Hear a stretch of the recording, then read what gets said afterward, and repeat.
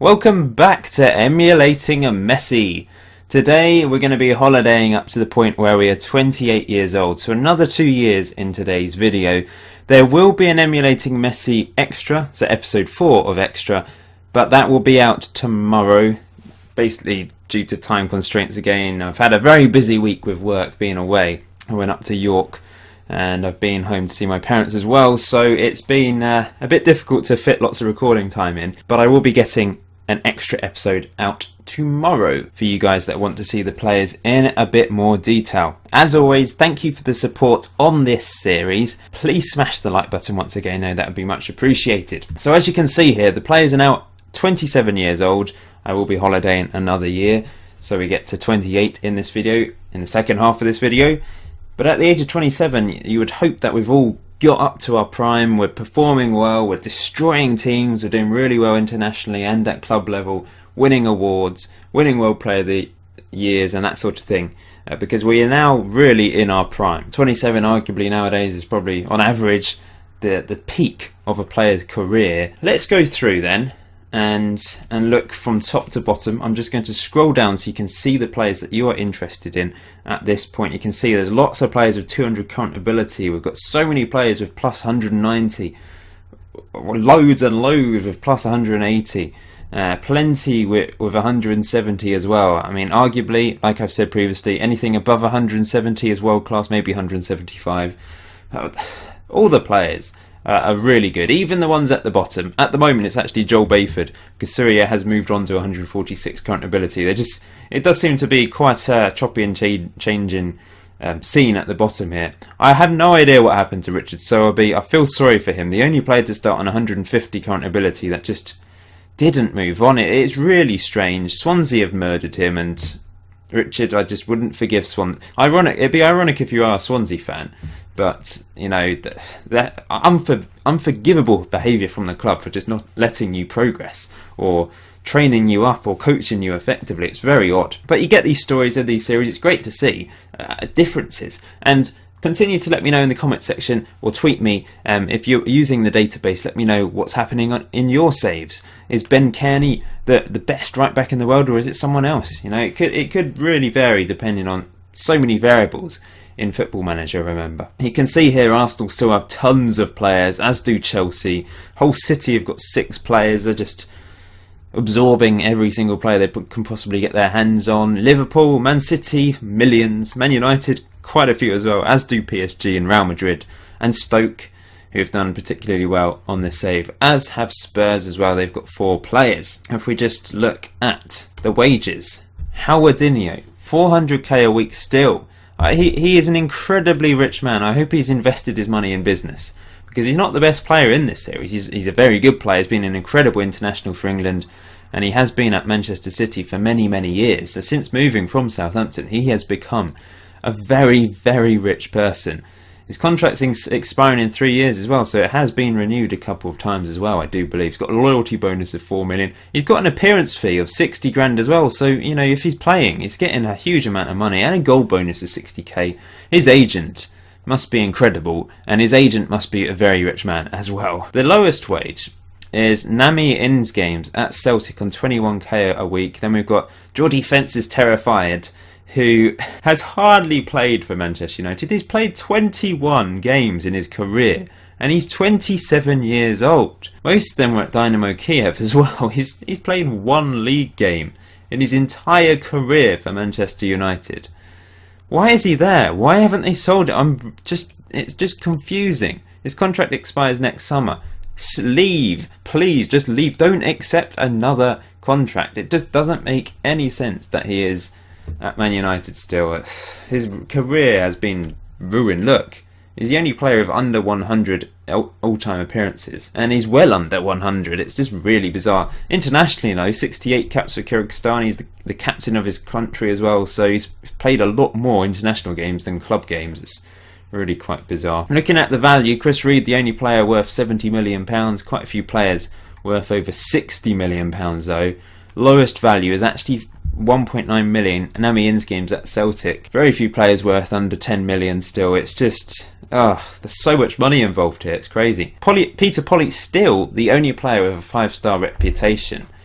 He's just obviously marketed himself very well around the world. And caps-wise, we've now got 3 players that have reached 100. Elliot Kelsey for England has got 110 caps. And getting over 100 caps for England in this save is no mean feat with all the competition there. He's one of the most capped England players of all time already, and he's only 27.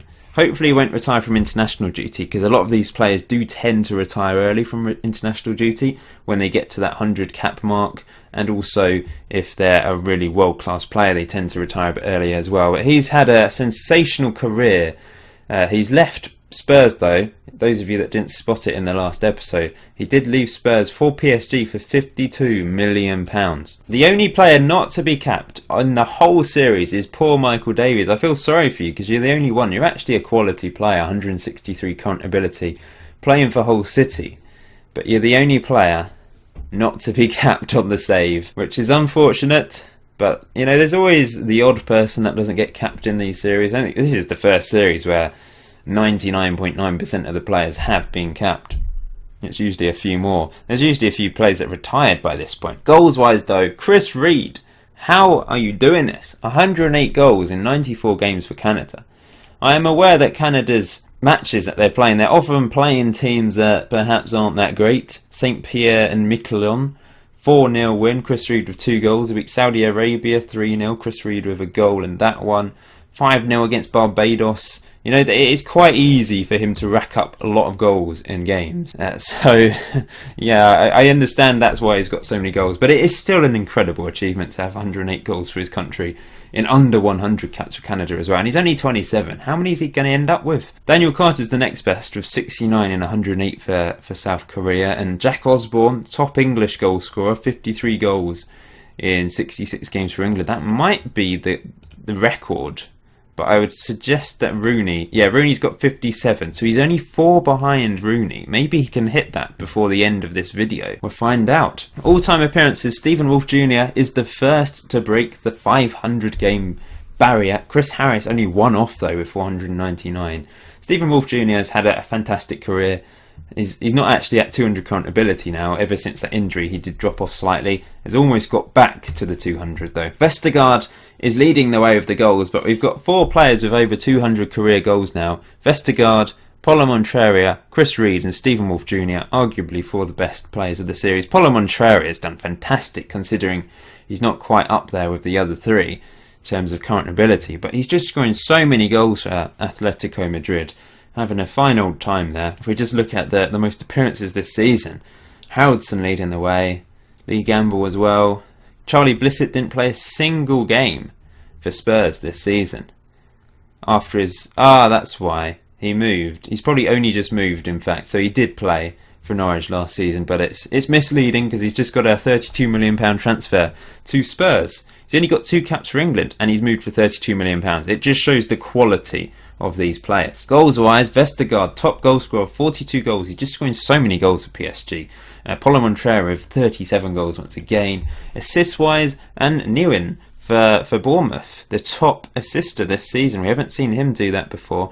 He's been a fantastic international for America over the years. Moved to Bournemouth on a free from Juventus and had a brilliant first season in the Premier League. I mean, 26 assists in the league is...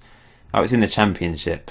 But still, I mean, it's a great achievement. Didn't go up though, look at that. He didn't get promoted, so interesting. Bournemouth signing a player and they weren't able to go up. Average rating, Lee Gamble, who's been brilliant in this series. Doesn't get a huge number of caps for Fiji because they don't play many games. I suppose that is a bit of a problem internationally. He might not ever reach 100 caps because Fiji just don't play enough games for him to be able to do that.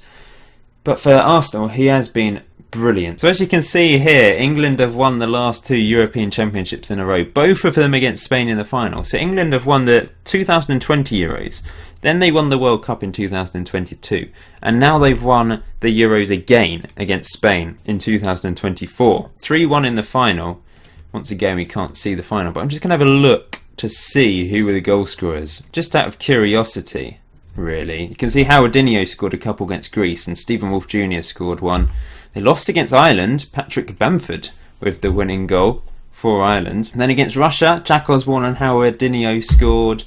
Howardinho's been, what a play he's been for England in this tournament. A couple goals against Portugal, Jack Osborne with the other. Quarter-final stage, Jack Osborne gets the winner. Semi-final, Wakefield, Wolf Jr., Osborne and Ben Kearney with the winning goal in the 93rd minute against Czech Republic. What a game that is. Then in the final, Howardinho, Leo Johnston, and once again Jeff Golding, who doesn't play many games. He's got 4 goals in 12 games for England. 3 have come in major tournaments, and he's scored in 2 finals.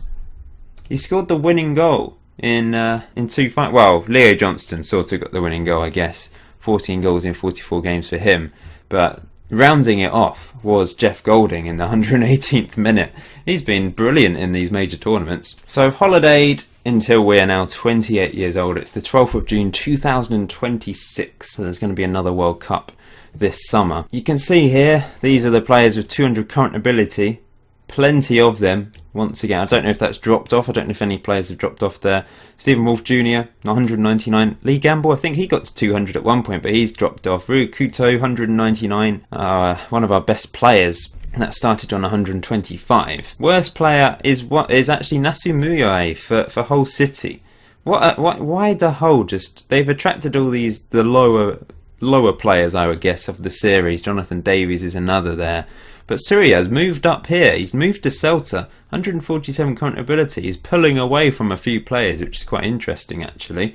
It's good to... I'm pleased for him. Really pleased for him. Just going to go down the list so you can have a quick glance. But, I mean, some of these players in the middle we don't analyse enough, I guess. That's what the extra episode will be for, to have a look at all the players in detail. We look at the best... We have a look at the worst to see how they're getting on, but the ones in the middle tend to get a little bit forgotten. I guess that's the way with, I mean, in the Premier League, if you think about it, the top teams, top 4, you concentrate on the top 4 and you concentrate on the relegation battle. Teams in the middle just get forgotten, don't they? You can see here Ragnarsson. I haven't really focused on him, but he's 200 current ability. What a centre-back he has become for Chelsea. And for Iceland, of course. Really good player. Kieran Burke, the best goalkeeper. Miguel Hernandez, a Mexican goalkeeper, has reached 200 current ability as well. I think I forgot about him in the last episode. Talking about Kieran Burke being the best goalkeeper, you could arguably say it's Hernandez, the Mexican. So they really are some top quality players. Looking at the goalkeepers here, I mean, the worst goalkeeper is actually Fabara for Nigeria. You've got Nick Albrecht, the Canadian. But there's some really good players. I mean, Brendan Bryan, an American, 23 caps for America. But he's got 192 current ability, but he's been kept out from being the real number 1 by Nick Hoover, who's got 184 current ability, which is strange. He's a lot, well, quite a bit worse than Bryan. I don't know if Bryan's suddenly improved recently, because Nick Hoover's got 69 caps. I noticed Bryan didn't have many caps until recently, and suddenly... He's moved to Bayern Munich, and he's really improved, I would say. 10.5 million move from Inter to Bayern Munich. I would say he should be the number 1 for America, shouldn't he? I'm just going to look at the national team, actually. See, the most recent game, he was in goal. So perhaps he's number 1 now. Nick Hoover's dropped off a little bit. He had a great start to his career, but Brendan Bryan's a late bloomer. There's still only 28. Goalkeepers can play forever, can't they? We've also got Matt Ruder in there, who's become a very good player. He's a bit of a slow burner as well. It's just progressed nicely. You can see his potential there, 199. He wasn't very good at the start, to be honest. But suddenly, because of that potential being very high, he has improved. Hasn't reached that potential, but he has had a decent career looking at him. Moved to West Ham for big money, moved to Valencia for big money, starting to score regularly in Spain as well, so he's having a good career now. Let's just go through then, as usual. We'll look at the wage. Howardinho, top again, 400k a week. We've got all these players earning over £300,000 a week though.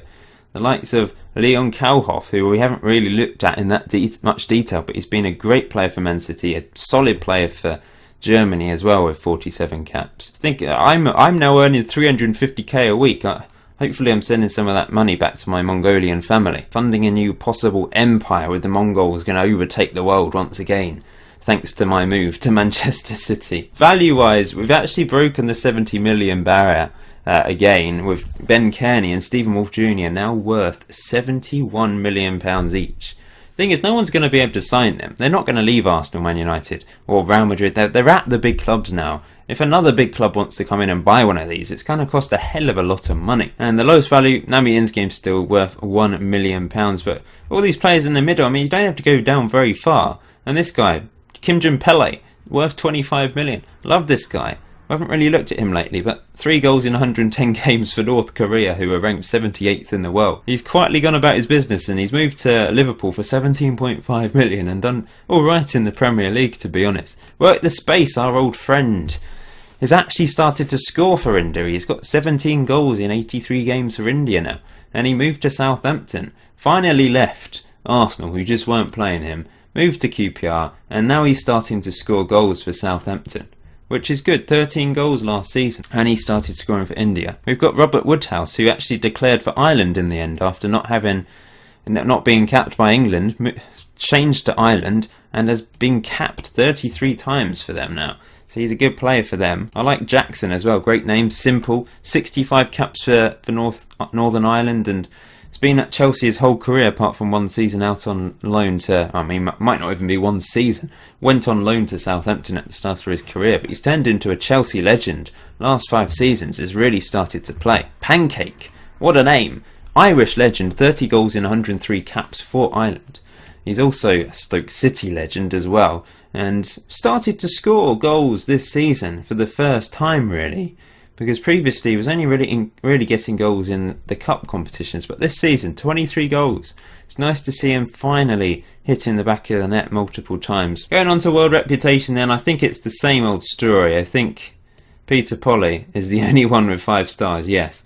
Lots of players with 4.5 stars there, though, you can see. All the way down there. There's plenty of players with 4 stars. 3.5. There's not many players with under 3 stars. Under 3.5, let's be honest. Look at all of these. Jordi Fence is terrified. It's the only one with 2-star reputation, just because he's not played by Man United. He's picked up 2 more all-time appearances since we last spoke, and he's got a few more caps for his country as well. Moving on to caps, Daniel Carter is once again at the top with 125 caps for South Korea. It just doesn't seem to end. Looks like he's going to break the 100-goal barrier as well for them. 88 goals in 125 games for him. He's a sensational player. Been at Chelsea since his £30 million move from Everton at the start of his career. This season was his best season in the league. 27 goals in all competitions. Elliot Kelsey, 122 caps. Now at PSG, of course, remember, and playing very, very well for them. Kim Jong-pele, over 100 caps. I mean, look at all these players with over 100 caps. There's loads. Cartwright, Broderick, Kearney, Reed, Saunders, Morris, Wolf Jr., Burke, Pancake, Gopi, Savage and Hernandez all have over 100 caps for their country. There's 4 English players with over 100 caps for their country. That is remarkable, really. And Michael Davis still hasn't managed to get a cap. There's only 5 players with under 10 caps for their country. So that's pretty impressive. And they're all English as well. In fact, all of these players, the worst players in terms of international caps, are English. Looking at goals then, let's see how many he's got. Chris Reed, 123 goals in 106 caps for Canada. He's broken the 100 cap barrier this year. What a player. Jack Osborne's almost got 1 in 1 as well, 65 and 78. Broderick and Cartwright have good goals to game ratios. It really is incredible. All-time appearances, we've got a few players with over 500 appearances now. Marcus Grand's the lowest there with 500. 569 for Stephen Wolf Jr. Can he end up winning this for the most all-time appearances? The lowest is still, of course, terrified. He's never going to catch up with Ben Savage here, I don't think. He's got 144. He's actually played 103 times for Australia, though. Has he been stuck at Sheffield Wednesday? Wrong player. Has he been stuck at Sheffield Wednesday the whole time? I can't. No. In fact, he's only just moved. This is the problem. He's been playing for very big teams, Juventus, and then moving to Man City for 26 million. Well, I mean, what sort of business is that? Buying him for 26 million, a year later just not playing him and selling him to Sheffield Wednesday, where he actually started playing games. So hopefully he'll pick up, start to play a few more league games and climb up the rankings here. Zagibati as well is another with not that many appearances. He's done okay.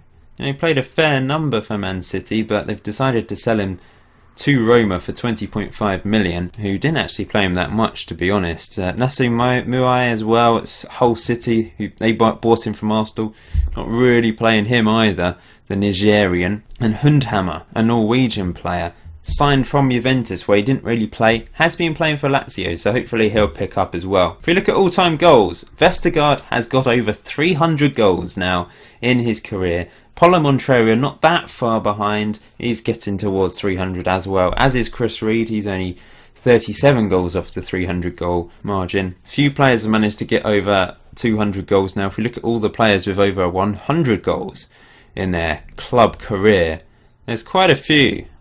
Rahul Master has managed to hit at 100 now, the Indian, plays for Real Madrid. If we look at appearances for this season, Josh Asquith out on top, the Northern Irish attacking winger, who moved to Liverpool a few years ago from Watford. He's played well. Charles Blagaga as well, with lots of appearances under his belt. Most goals this season, though, was once again Paulo Monteiro, 41 goals in 58 games for Atletico Madrid. But I like the look of this. Alex Newton, who scored one of the goals for England in the World Cup final that they won, has moved to Man City. 39 goals this season. I mean, he's always been a little bit underrated, I would say. He's scored loads of goals, but he's never been that appreciated by England.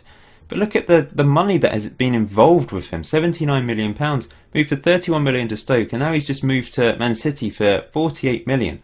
39 goals in all competitions. He's a really good player that has gone a bit under the radar, apart from obviously winning the World Cup. He's a hero in England for that simple reason, despite the fact he's only got 13 caps for England. It's quite bizarre, but it just shows the strength in depth that we actually have. And assists-wise, Rui Couto with another brilliant season for Real Madrid, creating goals galore for them. So let's look at World Player of the Year then.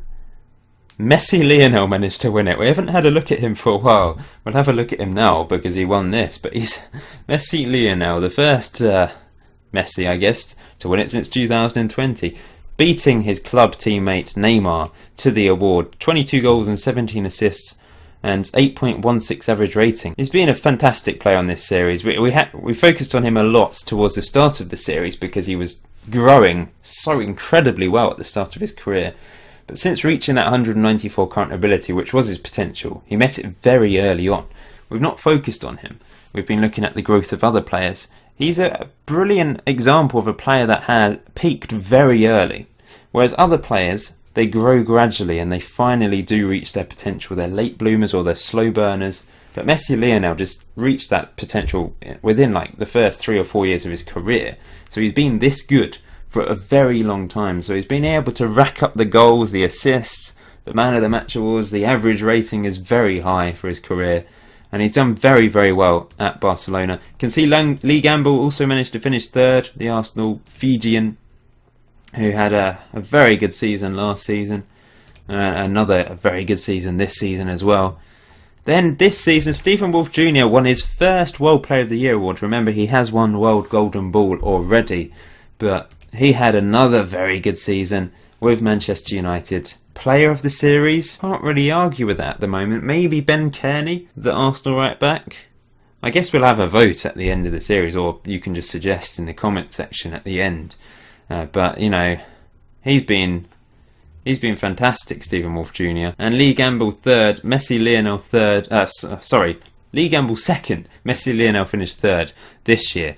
World Golden Ball, Messi Lionel did win as well, but Stephen Wolf Jr. was third, and Stephen Wolf Jr. did win the World Golden Ball. So he's won 2 World Golden Balls and 1 World Player of the Year.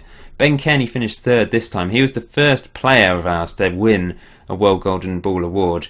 He has been brilliant once again. The Arsenal and England captains both his club and country. And I know Ben Kearney tweeted me actually saying he supports Arsenal as well, so it's a dream come true. Captaining Arsenal, captaining England, having an incredible series. He's just been brilliant on this. Unstoppable at right, the best right back by a long way. I don't even know if he's been playing right back. Yeah, he has. He mainly plays right back. He can play midfield and right wing as well. But we'll have a look at all the players in more detail in Emulating Messi Extra episode 4, which will be out tomorrow. Bit of a delay compared to normal. So the Champions League, the last 2 seasons, won by Arsenal and Man United. A couple of English teams winning it. Arsenal beat Atletico Madrid in the final, so Polo Montreal missing out on a title, but Arsenal winning their 2nd Champions League title. We've got lots of players for Arsenal, so if you're one of those Arsenal players, you know you've managed to get a Champions League medal that season. Man United as well, beating Juventus. Another 2 teams with lots of players, Man United in particular. So if you play for Man United, you know you've managed to win the Champions League as well. Then in the Euro Cup, Chelsea, lots of Chelsea players beating Man United last season, and Roma beating Celtic. Celtic got to a final, which is great. We've got a few Roma players, we've got a couple of Celtic players as well, so you've also picked up a medal. Moving on to the Premier League, you can see Alex Newton has managed to be joint top scorer for the 2nd time in his career.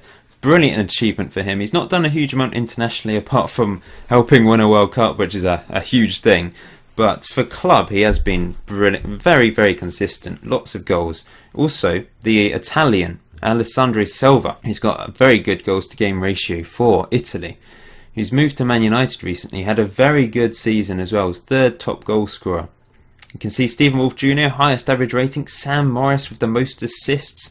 Another English legend, just gets assists galore for club and country. Vestergaard also in there of the assists. But Arsenal and Chelsea, most importantly, I guess, of all, are the last 2 winners of the competition. Man City haven't won it at all. We've only had 3 different clubs winning the Premier League since the start of this save.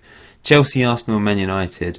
Man City finished 2nd the first 2 seasons, but since then have been a little disappointing, despite all the talent that they have. Portuguese Premier League, won by Benfica the last 2 years. I don't know if we've got any players playing in Portugal at the moment, actually. I might be wrong. Real Madrid have won the last 3 La Liga titles now. Barcelona have dropped off a bit. You can see Valencia popping into the top 3 again. Top goal scorer was Polo Montreal, 30 goals in the league. That is really impressive. Chris Reed with 22 as well.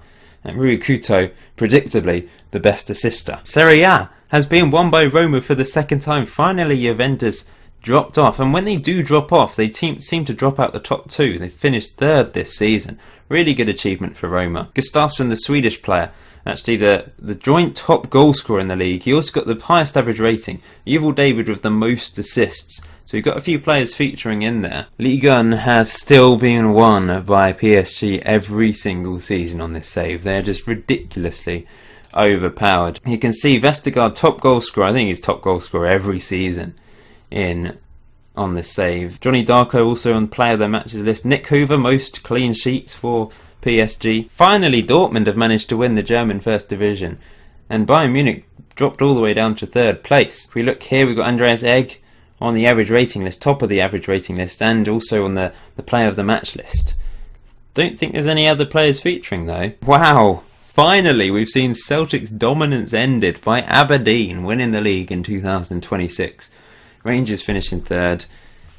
Brilliant achievement for Aberdeen. 11 points clear as well. Kieran Dixon was actually top scorer in the Scottish Premiership with 22 goals. So I'm going to end the video here. Once again, lots of players have progressed, have been brilliant careers. We've dominated the World Player of the Year and World Golden Ball Awards for the last 2 seasons. In fact, I've missed something out. I wanted to look at World Team of the Year. I should have looked at that previously. So just have a quick look at this before I end it. But thank you so much for watching, guys. It's been fantastic, and as you can see, lots of players featuring once again in here. Kearney, Ragnarsson, Junior Scorpio, Yvel David, Rui Couto, Messi Lionel, Lee Gamble. It's nearly a whole team worth. I think only Neymar and Raphael Varane and Ter Stegen, the only 3 players in the first team that aren't one of our creative players. We've got Lee Gamble, Wolf Jr., Gran, not Bernardo Silva, Chris Reed and Haraldson. And then this season, Kearney, Ragnarsson, Scorpio, similar story. Yeah, Vestergaard as well. I mean, we've been dominant, haven't we, for the last few years, and I suspect we'll be dominant for the next couple as well. You can see Messi Lionel as the chosen striker in the World Team of the Year. Well, thanks for watching, guys. Please smash the like button if you haven't done so already. Subscribe if you haven't done so already as well. It'd be much appreciated. Leave your thoughts in the comment section below. And Emulating Messi Extra, episode 4, will come out sometime tomorrow. I need to record it, which is always a marathon and a half. But it will be out tomorrow. And then the next stopping point, the next part of this Emulating Messi journey, I'm going to holiday up to the age of 31, so we're probably be coming to the end of our prime by that point. I will see you then.